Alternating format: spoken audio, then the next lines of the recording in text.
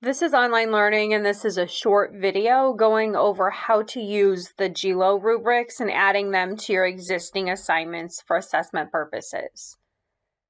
You may have assignments that you already use rubrics for, and you may have assignments that you want to use the GELO rubrics for that you do not currently use your own rubrics for. The process here is very similar, but making sure your gradebook is populated correctly differs. So I'm going to go through each step separately.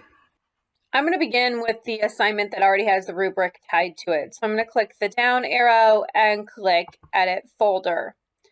This is where you edit all your assignments typically, and if you click on the evaluation and feedback menu to expand it, you'll see that there's already a rubric attached for this assignment that will be used for grading. I can still add the GELO rubric, however, by clicking Add Rubric and then clicking Add Existing. And you'll see that all the GELO rubrics populate. To select one, you simply check the box and click Add Selected. You're going to see that you have both rubrics attached. Now you have a new menu that pops up that says Default Scoring Rubric, and you need to click in that box and make sure that you have your rubric selected for grading so that your rubric scores will populate to the gradebook and not the GELO scores. And then you just navigate and click Save and Close. To attach it to an assignment that does not have a rubric, you do the exact same thing.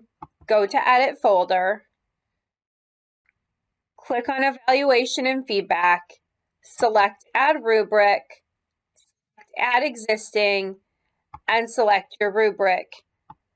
Click Add Selected, you will see it appear there, and then you click Save and Close. So let's look at how you go about using these rubrics now that they've been attached. For your assignment that already has your rubric, you just navigate however you normally prefer to do so to go to enter your grades. And you can complete either rubric first or second. It does not matter because your second rubric, your GELO rubric, is not tied to your scoring for your gradebook. And again, in order to navigate to the rubric, you just click on it and it'll expand into all the criteria. And at first, when you look at it, you're just going to see the bars, but you'll see that if you hover over the bars, you'll get the descriptor for your criteria. And then you can go through and click whatever you would like in order to assess that particular assignment.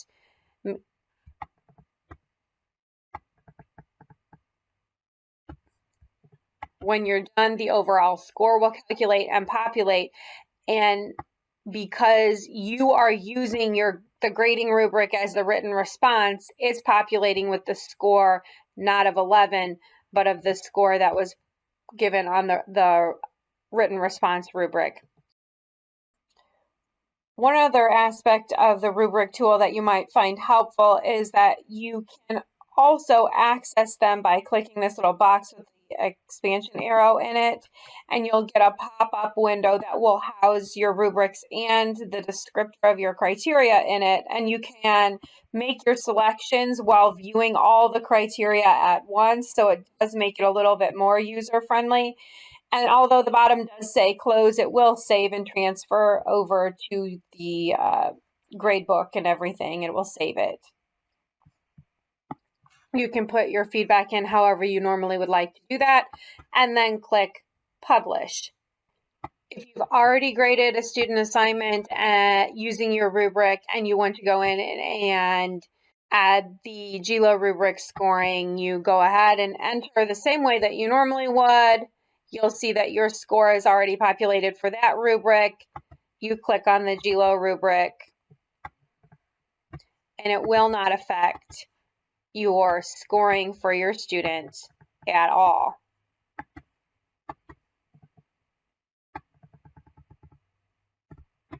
You go ahead and click Update, and that will just save things, but that grade did not change at all. Using the GELO rubric for assignments that you do not already have a rubric tied to for grading in the gradebook can create an extra step for you if you're not careful. Essentially, because the rubric is going to be tied to the gradebook, you're going to have to make sure that the very last step you do before you publish grades is to alter the grade in the grade tool so that it is showing the grade you wish to give to the student and not the score automatically generated from the GELO rubric. Let's go through that now so I can show you what I mean.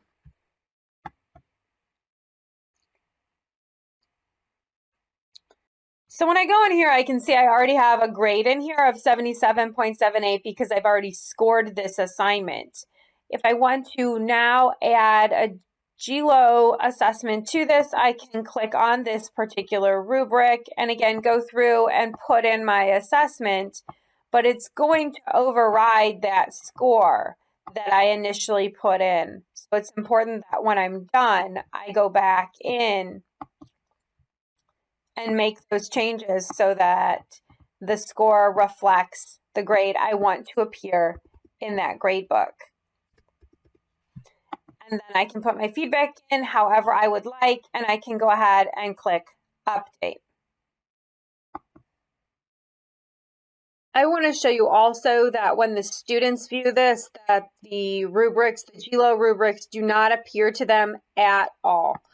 So when they go to look at their assignment folders, they're not going to see them as rubrics. So this is the one that has an instructor rubric attached to it. The only rubric that they can view is the rubric tied to the assignment. The GELO rubrics are all hidden and they are not displayed. Their scores are not going to be displayed for the students in terms of like the categories. Unfortunately, like I said, if you do not already have a rubric tied to that particular assignment, it will push that score to the grade book, but it will not show them how that score was calculated on the rubric because that rubric will stay hidden. So for example, if I go down to this final project that only had the GELO rubric and I click on the feedback, I see that I have a score here that, and again, that was overridden, but I do not see the GELO rubric at all, even though it forced that number towards the grade book. If you need any more help with this or you have any additional questions, you can reach out to us at online learning at prairiestate.edu, or you can feel free to stop up by my office in 3216.